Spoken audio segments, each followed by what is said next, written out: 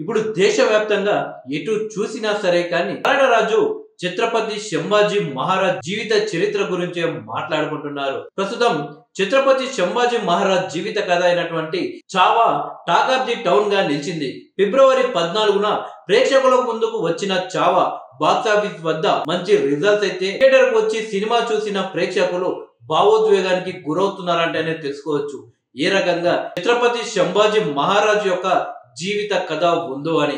అదే సమయంలో సంభాజీ మహారాజు గురించి చరిత్రలో పాఠ్య పుస్తకాల్లో ఎందుకు పెద్దగా ప్రస్తావన లేదనే ప్రశ్నలైతే ఎదురవుతున్నాయి. చరిత్రలో ఛత్రపతి శివాజీకి ఉన్న చోటు మరో మరాఠా నాయకుడికి కనిపించదు. శివాజీ, సంభాజీ తర్వాత ఛత్రపతి రాజారాం, షాహు మహారాజ్, శిష్వా బాజీరావు, రఘునాథరావు అలా చాలా మంది మరాఠా వీరులు ఉన్నారు. వారి పాలన పోరాటాలు పెద్దగా తెరపైకి రాలేదు. సంజయ్ లీలా పీష్వా బాజీరావు జీవితాన్ని తీశారు, కానీ ప్రేమ కథకి పెద్దపీట వేశారు. ఇప్పుడు సంభాజీ జీవితంపై చావాగా వచ్చింది. దీంతో సంభాజీ చరిత్రపై అందరికీ ఆసక్తి పెరిగింది. ఆయన చరిత్రని ఓ గ్లింప్స్ గా తెలియజేసే కథనం ఇది. హిందూ ధర్మ రాజ్యంలో సర్వమత సమానత్వం, అసేతు హిమాచలం రెపరెపలాడే ధర్మ పథకం ఇది ఛత్రపతి శివాజీ కన్న కళ. అది నిజం చేసే క్రమంలో ప్రాణాలు అర్పించిన ధర్మ యోధుడు ఛత్రపతి శివాజీ కుమారుడు సంభాజీ.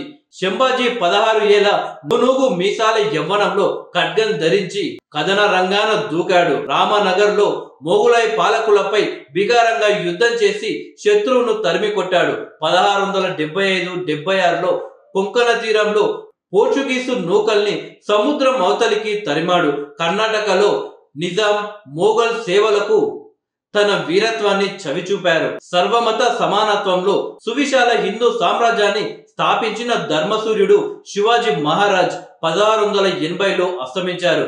దీన్ని సదవకాశంగా తీసుకొని తన అపార సైన్యంతో హిందూ రాజ్యాన్ని నామరూపాలు లేకుండా చేయడానికి సంసిద్ధుడయ్యాడు ఔరంగజేబు. ఆలయాలు కూల్చవలసిందిగా ఆదేశించారు. ఇస్లాం స్వీకరించని వారిని చిత్రహింసలు పెట్టాడు. ఈ అధర్మానికి వ్యతిరేకంగా యుద్ధబేరి మోగించాడు సంభాజీ మహారాజ్. మధ్య భారతంలో బందేల్ ప్రజలు ఔరంగజేబ్ మూకలపై తిరుగుబాటు చేశారు. మధురలోని జాట్లు, రాజస్థాన్ కు చెందిన రాజపుత్రులు ముష్కర మూకల్ని కంగు తినిపించారు. శివాజీ వేసిన పునాదులు మరింత పటిష్టం చేస్తూ సంభాజీ మహారాజ్ ధర్మ యుద్ధాలు సాగించారు. దెబ్బకి దెబ్బతీస్తూ మొఘలాయిలను మట్టి పెట్టారు. సంభాజీని ఔరంగజేబ్ చాలా తక్కువ అంచనా వేశారు. శివాజీ మరణంతో ఇక మరాఠీల రాజ్యం తనకే భోజం అనుకున్నాడు. హిందూ సామ్రాజ్యాన్ని తాను శాశ్వతంగా అంతం చేయగలనని విర్రవీగాడు. సంభాజీ మహారాజ్ తన నాయనమ్మ జీజీబాయి వద్ద పెరిగాడు. ఆమె శిక్షణలో నపరణరాప ధర్మాన్ని జీర్ణించుకున్నాడు. తండ్రి బాటలోనే తన సేవలను నడిపించారు. మొఘలాయిలను ముప్పు తిప్పలు పెట్టాడు. సంభాజీ మహారాజ్ దాటికి తట్టుకోలేక ఔరంగజేబు 27 ఏళ్ల పాటు ఉత్తర భారతదేశంలోకి అడుగు పెట్టలేకపోయారు. అతి స్వల్ప కాలంలోనే సంభాజీ మెరుపు వీరుడిలా విజృంభించారు. కొంకణ తీరంలో బలవంతపు మత మార్పిలతో హిందువులను హింసిస్తున్న బుడత కీచుల్ని తరిమి కొట్టారు. సంభాజీ పోరాటం వల్లనే హిందూ ధర్మరాజ్యం వెల్లనుకొని నిలిచింది. అంతేకాదు అటు మహారాష్ట్ర నుండి ఉత్తరాదికి ఇటు దక్షిణాన అర్కట్ వరకు విస్తరించింది. ఔరంగజేబు 8 లక్షల మంది సైన్యంతో చేసిన దండయాత్రను విరోచితంగా తిప్పికొట్టాడు సంభాజీ. ఔరంగజేబు హిందూ ధర్మరాజ్యాన్ని నాశనం చేయడానికి కక్షగట్టాడు. తన సమస్త బలగాలను, యుద్ధాలను మరాఠాల మీదే కేంద్రీకరించాడు.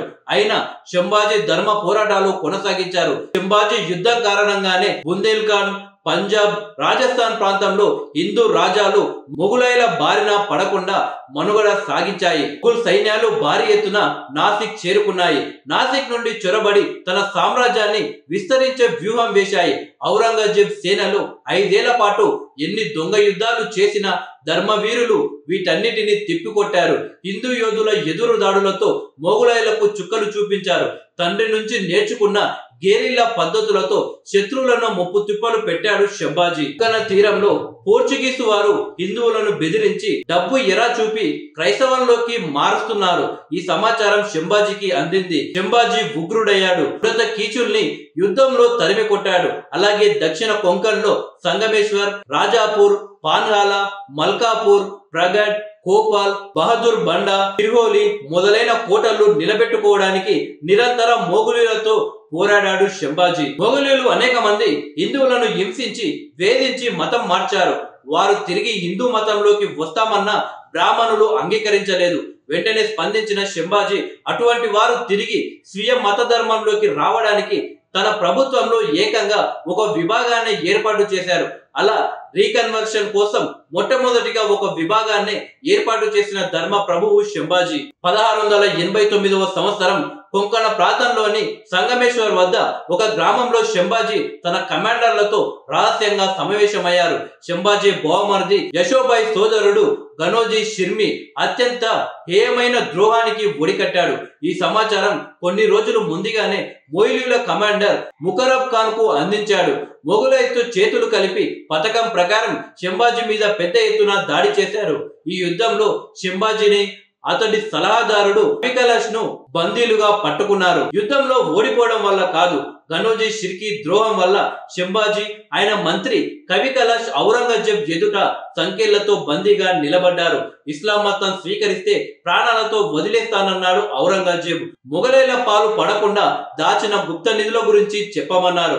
తమ కళ్ళు పీకినా నాలుక కోసినా హిందువుగానే జీవిస్తామంటూ హర హర మహాదేవ్ నినాదాలు చేశారు శంభాజీ మరియు కవికలాష్. హిందూ ధర్మం అనేది అది అనంతంగా ప్రవహిస్తూనే ఉంటుందని, తాము మరణించిన సత్యం ధర్మం జయిస్తాయి అని హర హర మహాదేవ్ నినాదాలు చేస్తూ శంభాజీ మహారాజ్ మంత్రి కవికలాష్ అమరులయ్యారు.